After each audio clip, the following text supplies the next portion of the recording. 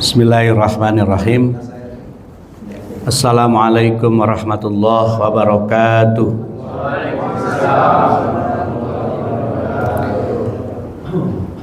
Ila hadrati Nabil Mustafa Muhammadin Rasulillah sallallahu alaihi wasallam wa ala alihi wa ashabihi wa azwajihi wa dzurriyyati wa ahli baitihi wa khalifati Rasulillah sallallahu alaihi wasallam Sayyidina Abi Bakrin Siddiq wa Sayyidina Umar bin Al-Khattab Al-Faruq wa Sayyidina Utsman bin Affan Dzun-Nurain wa Sayyidina Ali Al-Murtada wa Aisyah Ridha wa Fatimah Az-Zahra wa Khadijah Al-Kubra wa Hasan wa Husain wa ila musannifi hadzal kitab Asy-Syaikh Al-Alim Al-Allama Al-Imam An-Nawawi Al-Bandani wa ila hadratus Syekh Haji Nur Ali bin Haji Maimunah, hadratus Syekh Haji Abdul Mughni bin Sa'abah, hadratus Syekh Haji Syairuzi bin Haji Abdul Rahim, ila hadrati Abina Haji Syahrani bin Ihsan bin Haji Tari bin Haji Abdul Rahim, Haji Abdul Hamid bin Haji Abdul Hashim bin hadrati Abina Haji Syahrani bin Aman bin Sa'anda bin Kiai Ibu Nabi bin Kiai Idris bin hadrati Ummina bin Ikhlas bin Talib bin hadrati Ummina Tuhan bin tasbih sayang bin barakatihim wa syai'ul lailahumul Fatihah. A'udzu billahi minasyaitonir rajim. Bismillahirrahmanirrahim. Alhamdulillahi rabbil alamin arrahmanir rahim maliki yaumiddin. Iyyaka na'budu wa iyyaka nasta'in ihdinas siratal mustaqim siratal ladzina an'amta 'alaihim ghairil maghdubi 'alaihim waladdallin. Rabbighfir lana wa liwalidina amin. Alhamdulillahi rabbil alamin. Wassalatu wassalamu ala asyrafil anbiya'i wal mursalin wa ala alihi wa ashabihi ajma'in, amma ba'du. Faqad qala Allah ta'ala fil Qur'anil Karim, a'udzu billahi minasy syaithanir rajim. Bismillahirrahmanirrahim. Wala taksibu kullu nafsin illa 'alaiha wala taziru waziratu wizra ukhra thumma ila rabbikum marji'ukum fayunabbi'ukum bima kuntum fihi takhtalifun. Shadaqallahul azim. Alhamdulillah malam ini bisa taklim. Mudah-mudahan taklim kita jadi tabungan amal soleh. Mudah-mudahan taklim kita menjadi wasilah hidup kita semakin bermanfaat, nambah barokah, selamat dunia, selamat sakaratil maut, selamat di alam barzah, selamat di padang mahsyar, selamat siksa api neraka, amin ya Allah ya Rabbal alamin. Bismillahirrahmanirrahim. Di akhir surah Al-An'am Allah menyampaikan bahwa wala taksibu kullu nafsin dzanban illa 'alaiha illa halata kaunihi musta'liyan 'alaiha bil madarrati aw halata kaunihi maktuban 'alaiha la 'ala ghairiha. Wala taksibu, dan tidak melaksanakan kullu nafsin, setiap jiwa, setiap orang, dzanban terhadap satu dosa, illa 'alaiha, kecuali dosa itu akan kembali ditanggung oleh dirinya. Artinya bahwa apa yang dikerjakan oleh kita, oleh setiap orang dari perbuatan dosa, perbuatan maksiat, illa 'alaiha, kecuali dosa itu akan kembali kepada dirinya. Illa 'alaiha, kecuali dosa itu akan madorot, akan membahayakan kepada dirinya sendiri. Illa halata kaunihi musta'liyan 'alaiha, di mana keadaannya adalah dosa tersebut akan menjadikan dirinya bil madarrati, dengan mendapatkan bahaya. Au halata kauni maktuban alaiha la ala ghairiha, atau dosa yang dikerjakannya itu adalah akan dicatat kepada dirinya sendiri, bukan kepada orang lain. Jadi para jamaah sekalian, kalau bahasa kitanya beginilah, sopo sing nandur bakal ngunduh, siapa yang nanem bakal metik, bakal panen. Gak mungkin tanaman kita yang metik orang lain, perbuatan kita yang merasakan orang lain. Kalau barokahnya bisa jadi, tapi semuanya adalah kullu nafsin illa alaiha, bahwa dosa yang kita kerjakan, kesalahan yang kita miliki adalah akan berdampak buruknya kepada diri kita. Kemudian maktuban alaiha, akan dicatatnya pun hanya kepada diri kita, tidak kepada orang lain. La ala ghairiha, tidak kepada selainnya. Begitu. Makanya sejarah membuktikan ketika iblis alaihi laknat dengan segala ucapannya yang kemudian merasa lebih hebat dari Nabi Adam, kemudian pembangkangannya yang tidak mau sujud kepada Nabi Adam atas perintah Allah, akhirnya ya kepada dirinya sendiri yang kemudian merasakan diturunkan dari surga. Tidak cukup sampai di situ, dilaknat. Begitu juga Nabi Adam, ketika melakukan sebuah kesalahan, ya resikonya sendiri kemudian diturunkan dari surga. Walaupun Nabi Adam sudah ngomong, ya Allah, saya kenapa kemudian melakukan ini? Karena saya nggak mengira kalau ada makhluk berani bersumpah atas nama Engkau, tapi ternyata bohongin saya, ya Allah. Nanti ketemu di surah Al-A'raf setelah pembahasan Al-An'am ini.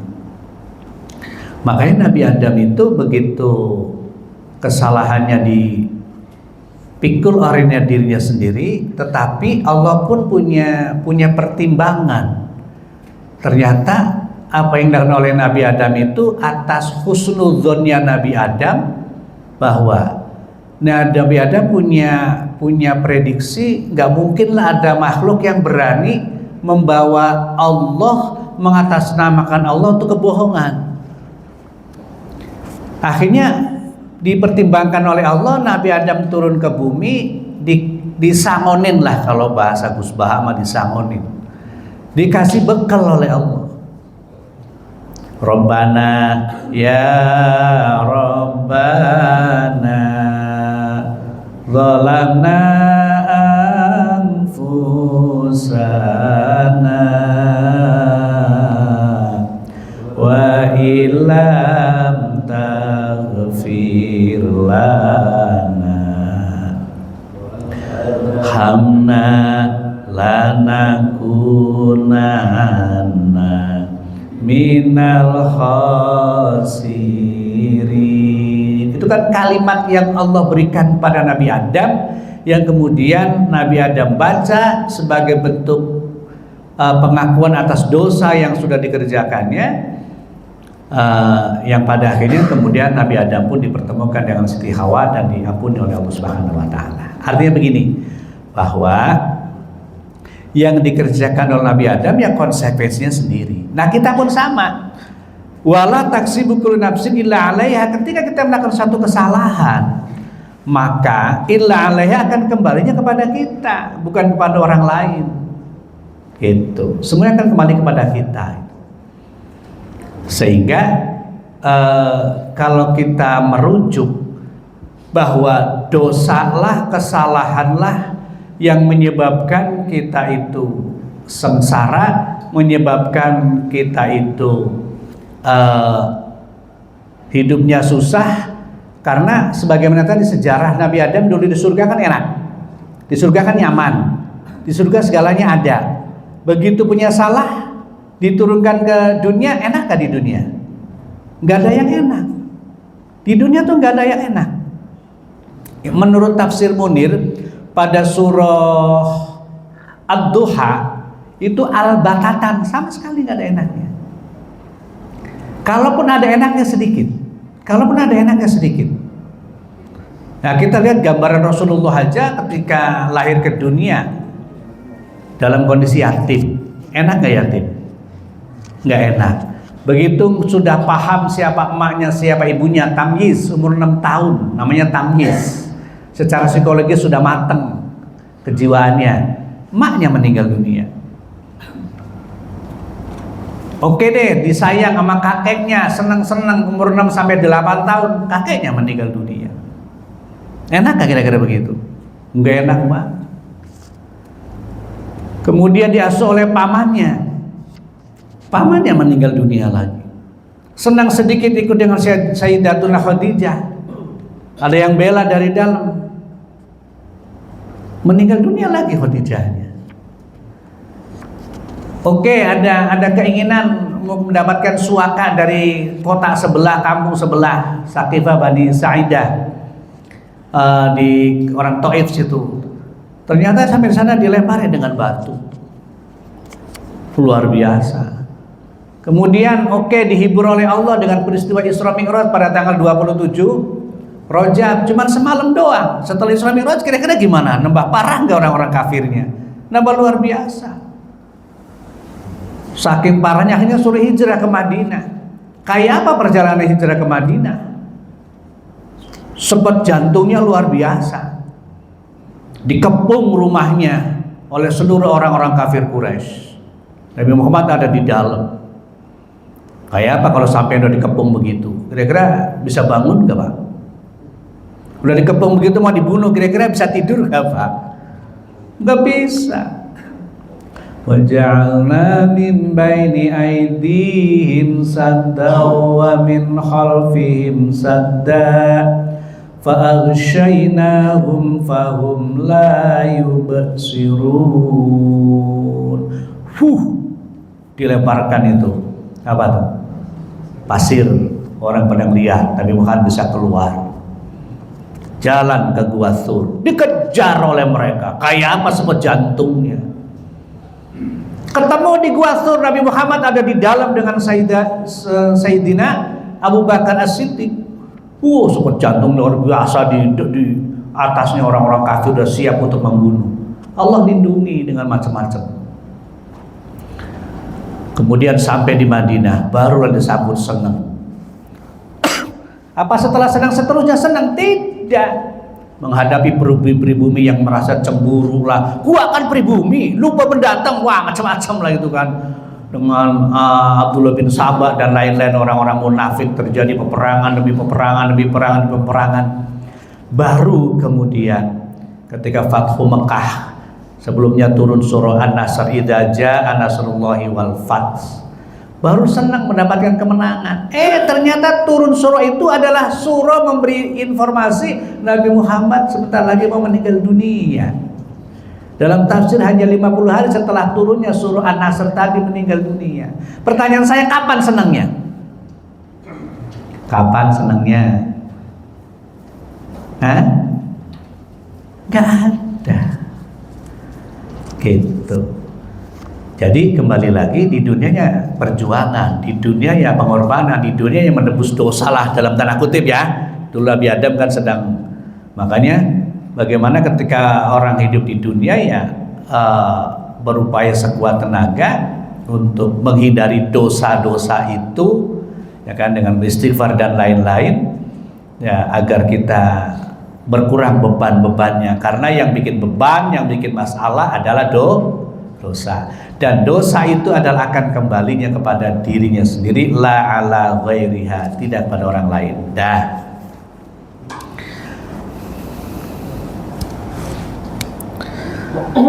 Wala taziru waziratu wizra ukhra. Wala taziru, dan tidak nanggung. Wala taziru, tidak nanggung, waziratu wizra ukhra, dosa-dosanya orang lain. Wala tahmilu, dan tidak menanggung nafsun seseorang athimatan terhadap sebuah dosa, wala ghairu athimatin, dan tidak kepada selain dosanya sendiri. Atau nafsa akhra, jiwanya orang lain, dosanya orang lain. Jadi seseorang tidak akan menanggung wala tahmilu nafsun athimatan wala ghairu athimatin itsman nafsi ukhra. Jadi tidak menanggung seseorang terhadap satu dosa kecuali dosanya sendiri, tidak akan menanggung dosanya orang lain. Karena apa kalimat begini muncul? Karena ada seorang yang bernama Walid bin Mughirah, di mana Walid bin Mughirah itu mengatakan bahwa kalau ente ikut saya maka dosanya saya tanggung. Li sababin nuzul wa huwa annal Walid bin Mughirah kana yaqulu, dia berkata lil mu'minin, kepada orang-orang beriman, ittabi'u, ikutlah kalian semua, sabili, kepada jalanku, ahmilu, maka aku menanggung, ankum, dari kalian semua, auzarukum, dosa-dosa kalian semua. Jadi Walid bin Mughirah itu orang kaya. Biasanya kalau orang kaya kan rada belagu, ya Pak. Orang kaya yang di sono, kalau di sini enggak beda. Orang kaya kan belagu-belagu. Orang yang mager laut kan orang-orang kaya, belagu-belagu. Ada wartawan aja disuruh pulang. Di mana-mana orang kaya itu belagu. Jangan dideketin orang kaya, Pak. Jangan dideketin. Orang kaya belagu-belagu. Ada 7 orang kaya itu, Walid bin Mughirah, As bin Wa'il, Abu Jahal, Abu Lahab, itu orang-orang kaya semua.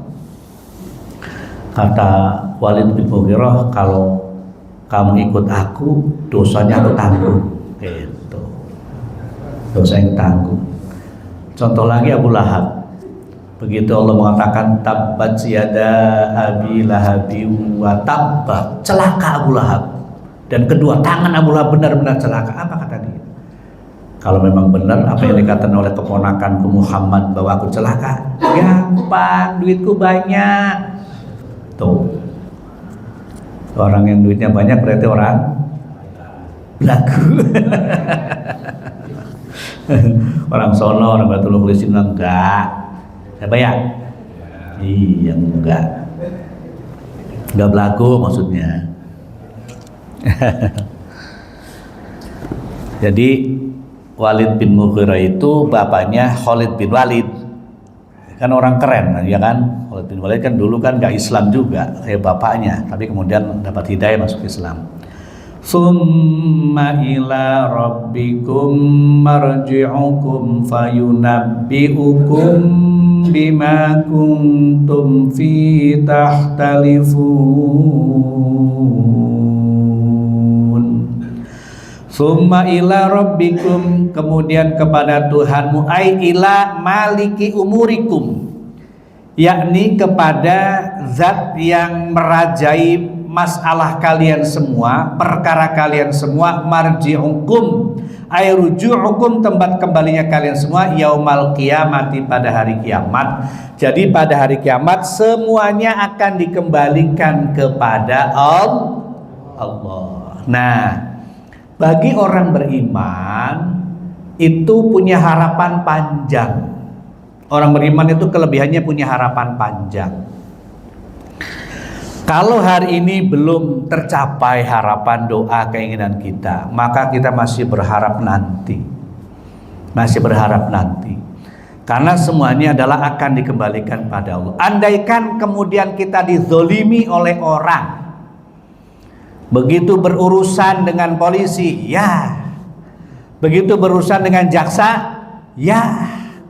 Berurusan dengan hakim, ya. Tinggal kesel doang. Karena nggak punya duit, lapor aja suruh bayar. Punten. Punten.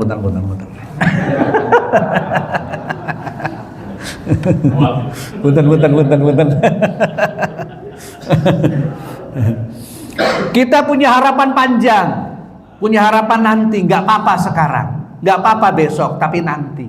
Itu kelebihan orang beriman. Sehingga nggak ada putus asa, nggak ada. Udahlah, saya mau udah nyerah dah, nggak punya duit apa, udahlah terserah. Jangan, nggak bisa. Orang beriman punya harapan panjang. Summa ila rabbikum marji'ukum, nanti di hadapan Allah kita kembali semuanya, di hadapan Allah akan diadili dengan seadil-adilnya.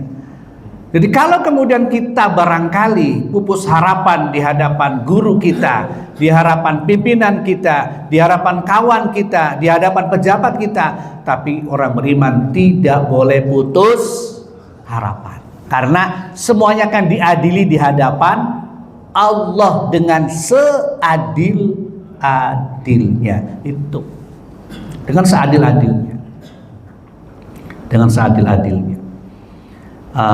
Makanya kan kita lihat dalam sejarah pada masa Rasulullah, para sahabat, kemudian kita lihat hari ini di Israel, di Palestina yang dibantai oleh orang-orang Israel, ya kan?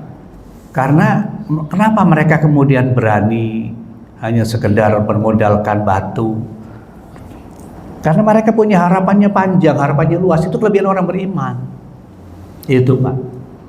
Biar ini nggak apa-apa sekarang kalah, besok masih kalah, nanti masih kalah. Ya udah, nanti di hadapan Allah pasti akan diungkap semuanya dengan seadil-adilnya.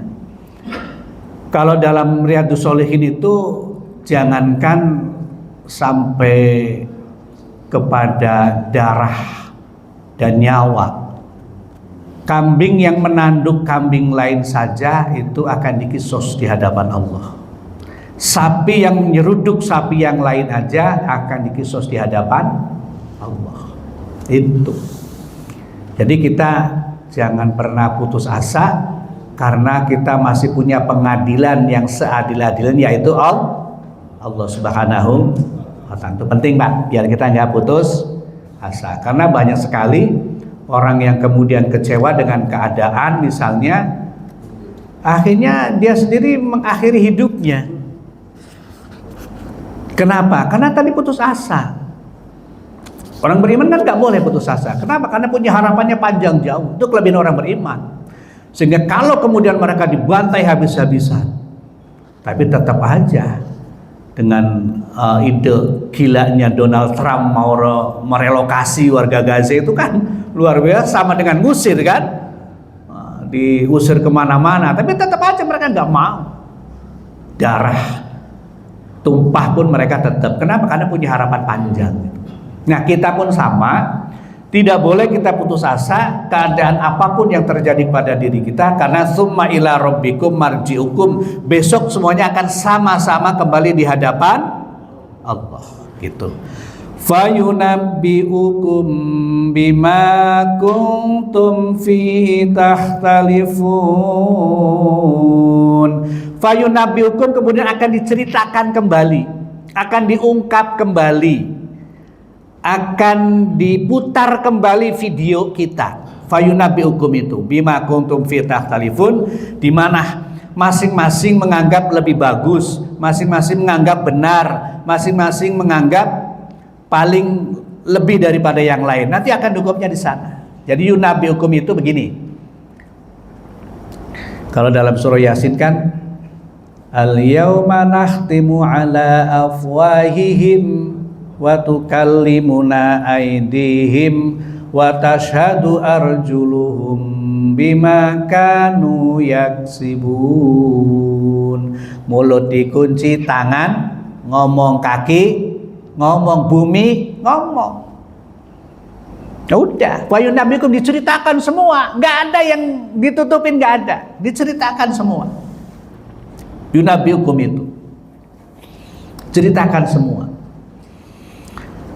Makanya kalau melihat tafsir ini, berarti anggota tubuh kita itu besok bakal ngomong semua. Al-yawma nakhtimu ala afwahihim wa tukallimuna aydihim wa tashhadu arjuluhum. Kayak lagunya siapa itu yang kemarin ngarang lagu kemudian meninggal dunia? Chrisye ya. Lagu ayat itu tadi tuh, al-yawma nakhtimu ala afwahihim wa tukallimuna aydihim. Dia gak selesai karang itu, air matanya luar biasa itu kan. Wa tashhadu arjuluhum bima kanu yaksibun. Bahwa Fayunabbiukum itu intinya adalah kita akan diungkap sementara mulut kita dikunci. Yang ngungkap itu adalah anggota-anggota yang kemarin nggak bisa ngomong, tapi nanti di sana bisa ngomong semua. Kalau diungkap di dunia, kira-kira yang bisa ngomong siapa? Yang duitnya banyak. Kalau yang nggak punya duit nggak bisa ngomong, nggak bisa bayar pengacara, gitu. Makanya orang beriman tadi punya keyakinan kuat. Kayak fayunabbiukum, bakal diceritakan semuanya, bakal diceritakan oleh tangan, oleh kaki, oleh bumi. Bumi itu nanti ngomong, bumi ngomong, itu. Sehingga tidak ada satu orang pun yang bisa mengelak dari apa yang diceritakan di hadapan Allah Subhanahu wa Ta'ala. Inilah sebagai dasar bahwa kita akan bertanggung jawab dengan perbuatan dosa kita masing-masing. Yang kedua, bahwa apa yang kita kerjakan adalah semuanya akan diadili oleh Allah Subhanahu wa Ta'ala. Yang ketiga adalah semua yang kita kerjakan akan diceritakan kembali oleh Allah di hadapan seluruh makhluk. Tapi yang cerita bukan mulut kita, tapi seluruh anggota tubuh kita dan juga bumi yang pernah kita injak. Itu begitu kesimpulannya. Dah selesai. Ayat berikutnya.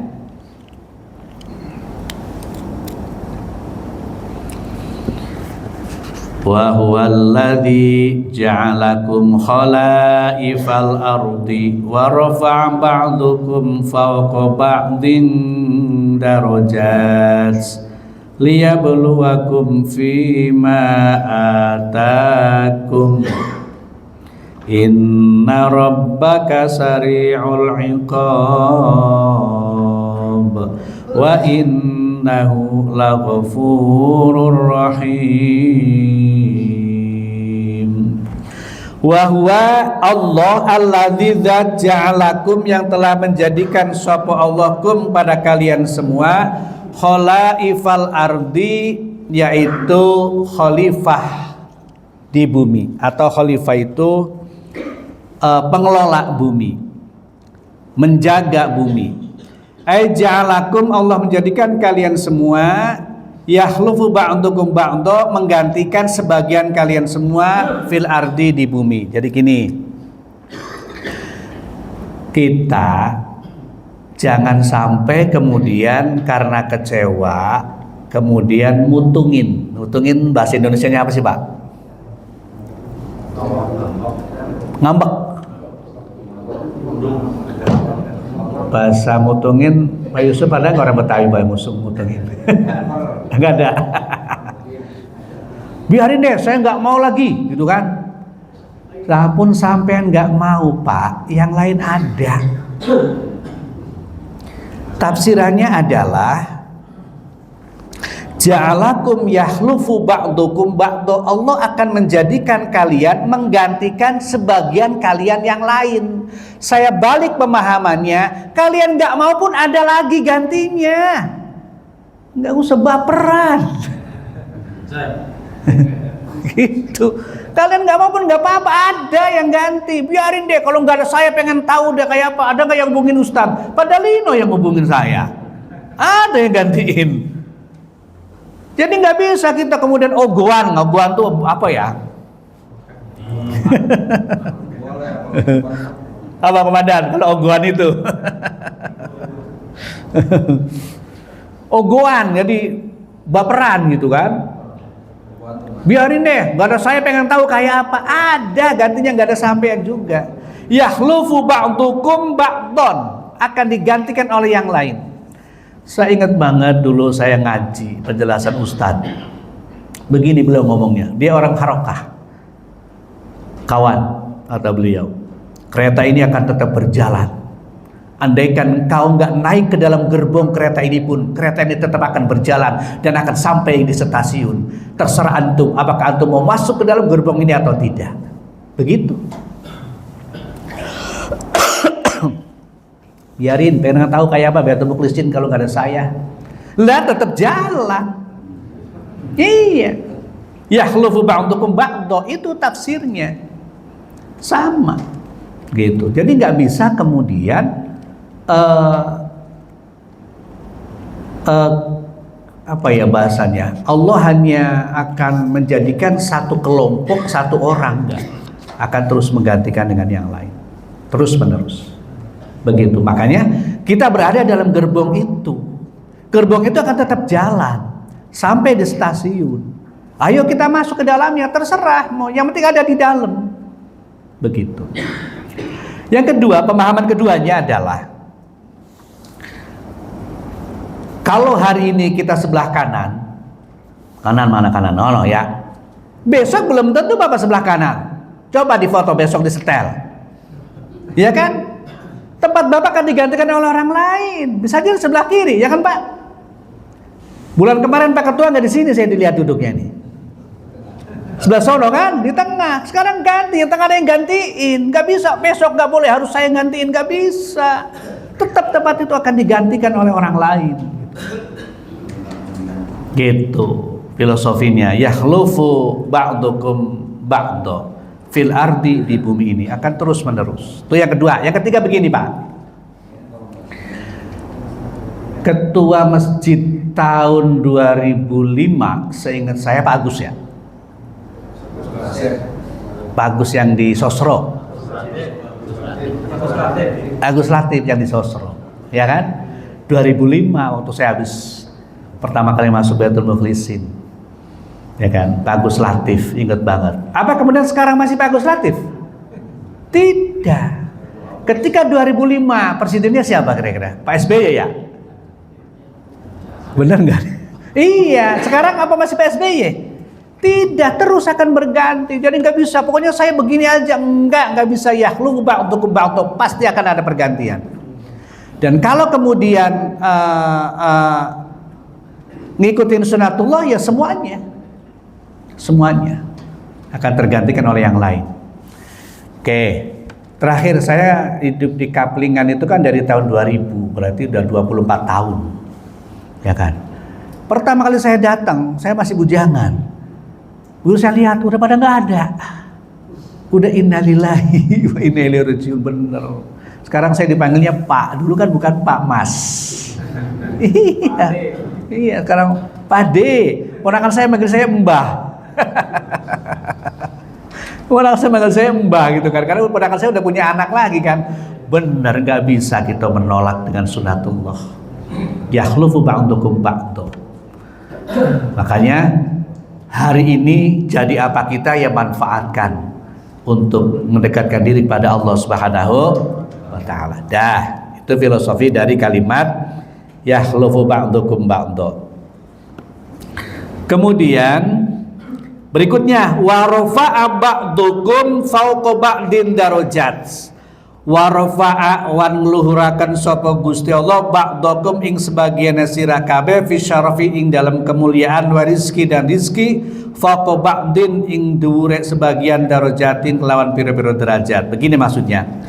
Allah Subhanahu wa ta'ala, ini bahasa ngaji saya begitu Pak. Allah Subhanahu wa ta'ala itu meninggikan, melebihkan di dalam kemuliaan dan rizkinya di atas yang lain. Artinya nggak ada semuanya sama, pasti berbeda. Pasti berbeda. Kalau dalam tafsir Yasin itu karya Syekh Hamamizadah, saya ngaji di Taman Duta itu. Subhanalladzi khalaqal azwaja kullaha mimma tumbitul ardu wa min anfusihim wa mimma la ya'lamun. Subhanalladzi khalaqal azwaj. Allah menciptakan kalian semua, kita semua, manusia semua dan seluruh makhluk adalah azwaj, pasangan. Ayat ini mengatakan bahwa Allah melebihkan sebagian kalian dalam hal kemuliaan, dalam hal rizki di atas sebagian yang lain. Ada yang di atas, ada yang di bawah. Ada yang duitnya banyak, ada yang Sedikit apa nggak punya duit? Ini tanggal 1 masih banyak lah. Iya, masih banyak. Tanggal 1 bingung bagi-baginya, buat ini habis, buat ini habis semua. Katsiratan mutafawwiyatan faja'alallahu minhum al-hasan wal qabih wal ghani wal faqir wasyarif wal wadi wal alim wal jahil wal qawi wad dhaif. Allah menjadikan macam-macam, ada yang bagus, ada yang jelek, ada yang kaya, ada yang miskin, ada yang mulia, ada yang rendah, ada yang alim, ada yang jahil, ada yang kuat dan ada yang lemah. Kenapa terjadi begini? Wa idzaharu tafawuti, perbedaan ini adalah laisa li ajlil ajri wal jahli wal bukhli, bukan karena Allah pelit, bukan karena Allah enggak mampu, bukan karena Allah lemah, tetapi li ajlil imtihan, semua itu dalam rangka ujian. Ini saya kembali ke tafsir Yasin tadi dengan ayat ini. Begini Pak, monggo nanti dikoreksi kalau penjelasan saya masih meragukan. Dia dikoreksi ke tafsir Yasinnya Syekh Hamadizadah. Subhanalladzi khalaqal azwaja kullaha. Allah menciptakan sesuatu itu berpasangan. Di sini disebutkan tadi melebihkan antara satu dengan yang lain, ada yang jelek, ada yang cakep, ada yang kaya, ada yang miskin, ada yang mulia, ada yang rendah, ada yang alim, ada yang jahil, ada yang kuat, ada yang lemah. Berpasangan berarti. Kullaha, seluruhnya. Mimma tumbitul ardu, seluruh yang ditumbuhkan oleh bumi semua berpasangan. Bahkan mimma tumbitul min anfusihim, dari diri kita pun berpasangan. Anggota tubuh kita aja berpasangan, mata, telinga, tangan, kaki, semuanya berpasangan. Jenis kita laki perempuan berpasangan. Bahkan wa mimma la ya'lamun, apa yang kita nggak tahu pun berpasangan. Yang kita nggak tahu apa? Yang nggak tahu. Yang nggak tahu. Ternyata saya baca di tafsir begini Pak. Di alam gaib itu ada alam lagi. Di sana pun berpasangan. Satu saat Rasulullah dilihat oleh istrinya, sorbannya basah, bajunya basah. Kata Rasul, kok kamu melihat saya basah sih? Iya ya Rasul, padahal kan panas ini. Kok basah sih? Kamu pakai sorban saya ya, kata Rasul. Iya ya Rasul. Oh, berarti Allah ungkap alam lain selain alam ini. Itu. Makanya wa mimma la ya'lamun itu ternyata dari alam yang kita nggak tahu tuh ada alam lain gitu. Ada alam lain. Kemudian dalam tafsir Yasin sana dijelaskan tentang ada makhluk lain yang hidup pada zaman Nabi Musa yang kemudian sampai kepada zaman Nabi Muhammad. Kemudian ada makhluk lain di belakang gunung Qaf. Ya kita nggak paham lah. Wa mimma la ya'lamun dalam tafsirnya, sesuatu yang kita nggak ngerti gitu. Artinya bahwa jangankan yang kita tahu, jangankan dalam diri kita, jangankan bagian dari kita, selain yang kita nggak tahu pun semuanya diciptakan oleh Allah dalam kondisi berpasangan. Tujuannya apa? Tujuannya adalah tadi bahwa hadza tafawutu, perbedaan ini laisa li ajlil ajzi, bukan karena Allah lemah, wal jahli, bukan karena Allah nggak ngerti dan bodoh, wal bukhli, bukan karena Allah pelit. Kenapa?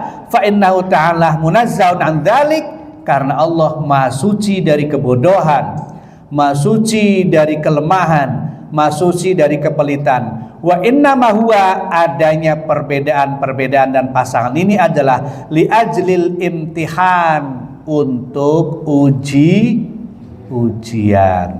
Wa huwa al murad min qauli liyabluwakum fima atakum. Makanya orang yang sehat diuji dengan sehatnya, yang sakit diuji dengan sakitnya, yang kaya berarti kayanya sebagai ujian, yang miskin ya miskinnya sebagai ujian. Makanya kesimpulan besarnya adalah, kalau pendapat saya ya Pak, tolong dikoreksi. Kalau pendapat saya, kesimpulan besarnya adalah mau kaya apa, mau bagaimana, mau berapa, yang penting ikhlas, nerimo, sabar, titik. Coba kalau model kayak kita dikasih rizkinya kayak presiden kita yang keren, Pak Prabowo, bisa nggak kita ngikutin beliau kira-kira Pak? Berapa anak yatim yang ditanggung oleh beliau di Papua, yang dikasih makan sama beliau? Berapa anak Palestina yang disekolahkan waktu beliau jadi menteri ke pertahanan? Berapa yang dibeasiswain oleh beliau menjadi orang-orang hebat? Berapa sumbangan pribadi beliau ke Palestina sana? Berapa miliar kemarin? Apa kita bisa begitu kira-kira? Kalau rezekinya kayak beliau? Belum tentu. Maka ya sudahlah, kesimpulan besarnya adalah bahwa perbedaan-perbedaan ini semuanya sebagai ujian dan merupakan Allah pilihkan yang terbaik, yang cocok buat kita. Nih, kita mah segini udah cocoknya, ya harus nerima ikhlas. Iya, nerima udah. Iya. Memang udah cocoknya segitu.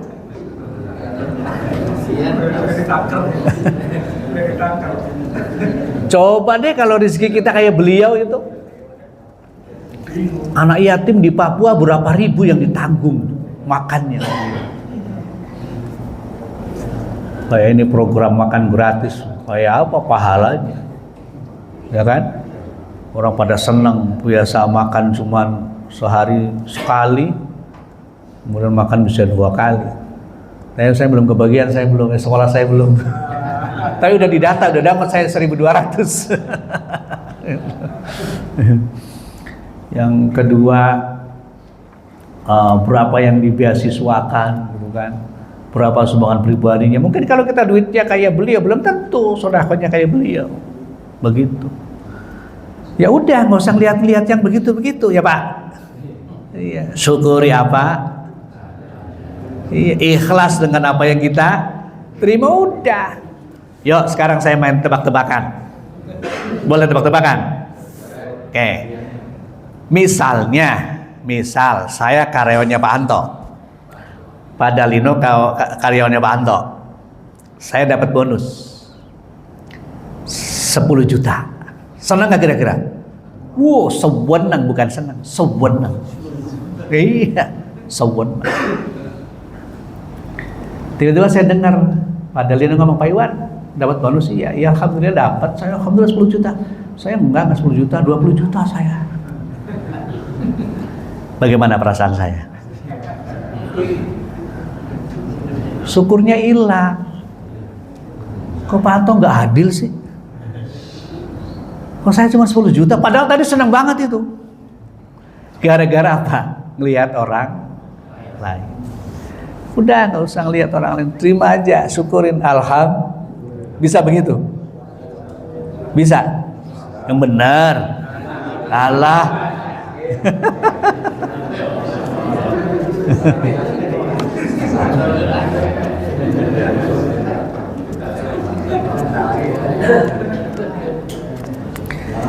Saya suka nyontohin kecil-kecilan aja. Di sekolah itu kan ada senioritas gitu kan. Nah, yang senior gitu kan sekian. Begitu disamain nggak sama, itu jadi masalah. Etos kerjanya berkurang. Kenapa bos ini uring-uringan? Oh, ternyata gara-gara nggak sama tadi. Jadi uring-uringan. Itu efek tadi tuh, karena nggak nerima apa yang kita terima. Lah kita disamain sama Pak Prabowo yang amalnya banyak, yang nggak bisa rezekinya. Udah terima apa adanya gitu. Ya Pak. Inilah ayat barofah untuk membantu bahwa di antara kita itu saling dilebihkan antara satu dengan yang lain. Tujuan adalah dalam rangka menguji kita semua. Ya kan? Karena orang diuji itu sesuai dengan kapasitasnya. Cobalah kalau mental kita disamakan dengan mental anak-anak Palestina, coba. Sering dengar di medsos kan kayak apa kalimatnya yang keluar dari anak-anak Palestina kan? Kita dengar bom aja udah kabur. Mereka ada bersenjata pakai batu doang dilemparin. Kayak apa mentalnya mereka, ya kan? Gitu. Itu aja udah kelihatan itu.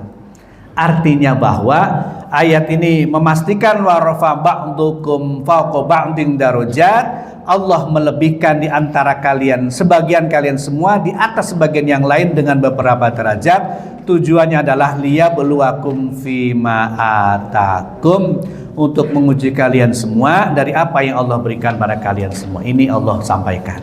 Yuk kita buktikan sejarah. Nabi Musa punya sepupu namanya Korun. Sebenarnya bukan aslinya bukan Korun. Musa, mintain dong sama Tuhanmu, sama Allah, supaya saya rezekinya nambah, nggak susah mulu hidup. Kalau bahasa kitanya, kamu mau ibadah nih? Iya benar, saya mau ibadah. Benar nih, benar. Kasih kambing 1. Kambing, bukan sapi ya Pak? Kambing. Si kambing. Kan wasilahnya dari Nabi Musa, minta kepada Allah kambing 1 jadi barokah, kambingnya beranak 2 jadi 3 beranak 2 jadi 6 beranak 2 jadi 12, terus saja. Kambing berubah jadi motor berubah jadi mobil berubah jadi apa? Pesawat, gedung. Sampai sejarah menulis Pak, kunci gedung gudangnya Korun itu adalah 1 gerobak. Kunci gudangnya 1 gerobak. Berarti berapa gudang kira-kira? Kuncinya segerobak saking banyaknya. Berarti berapa gudang? Itu barokah dari satu kambing. Nah, akhirnya kemudian begitu sudah menjadi seperti itu, diminta oleh Nabi Musa untuk berzakat, nggak mau. Dimintain untuk bersedekah, nggak mau. Mengira hasil kerja sendiri. Kan saya dikasihnya cuma 1 kambing. Yang lain kan kerja saya. Itu. Hasil usaha saya, hasil kerja saya. Kan cuma 1 kambing saya dikasih sama engkau. Ya udah saya kembalikan 1 kambing. Nggak berpikir bahwa justru banyaknya dari 1 itu. Akhirnya begitu sudah banyak nggak tahan. Ditenggelamkan oleh Allah. Kalau ditenggelamkan berarti bagus apa jelek? Jelek. Berarti dia nggak sanggup untuk mengelola nikmat yang besar dari Allah Subhanahu wa taala. Coba kalau kemudian kayak dulu, tentunya masih tetap ibadah kepada Allah Subhanahu wa taala. Makanya Allah nggak mau hambanya itu susah, hambanya itu celaka. Diberikanlah yang sesuai, yang terbaik. Begitu Pak. Gitu. Makanya orang bisa rusak karena kemudian keinginan melihat orang lain A, orang lain B. Udah deh, pokoknya kita keluar dari sini ngelihat dunia lain akan beda lagi. Gitu. Makanya Islam mengajarkan jangan pernah terjangkit penyakit iri, dengki, hasud, riya. Kalau ghibtoh boleh. Ghibtoh itu pengen punya orang, pengen seperti orang, tapi dengan tidak didasari dengan iri, tidak didasari dengan dengki.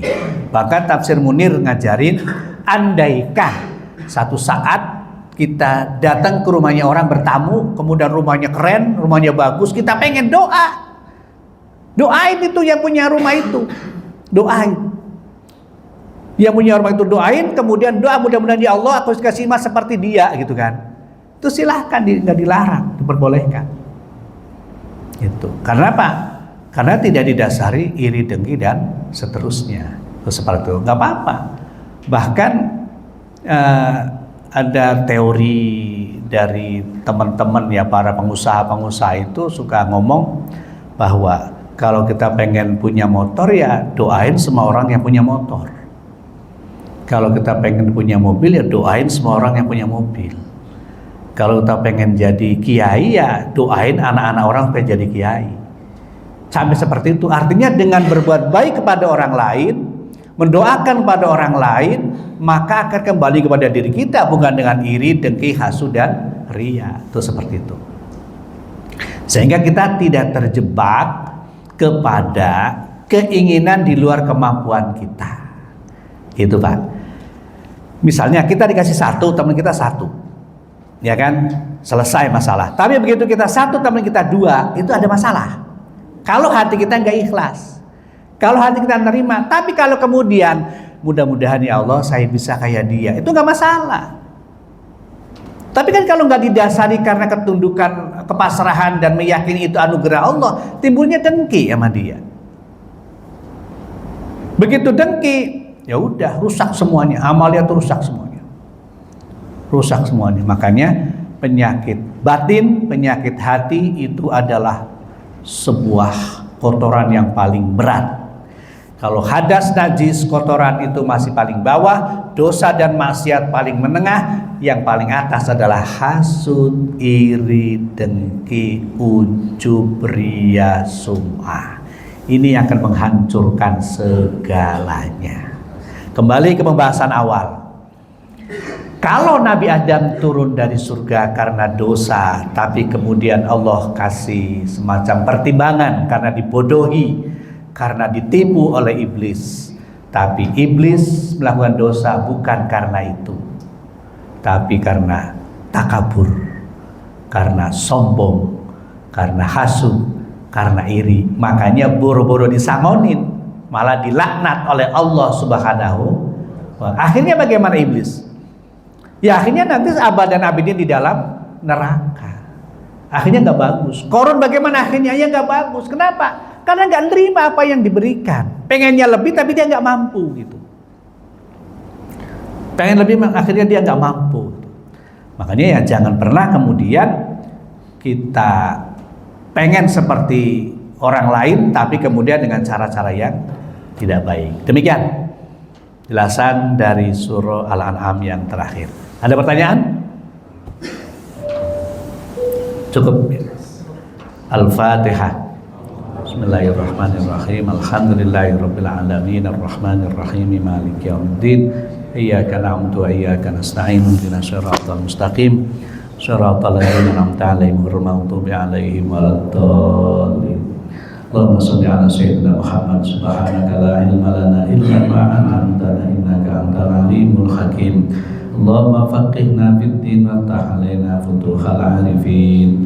Allahumma la tad'alna fi maqamina hadza dhanban illa ghafartah wa la 'aiban illa satartah wa la hamman illa farajtah wa la daynan illa qadaitah wa la saqaman illa syafaitah wa la hajatan min hawaijid dunya wal akhirat illa qadaitaha wa yassartaha fa yassir lana umurana wa surah sudurana wa nawwir qulubana wa khtim bisolihati a'malina bi rahmatika ya arhamar rahimin.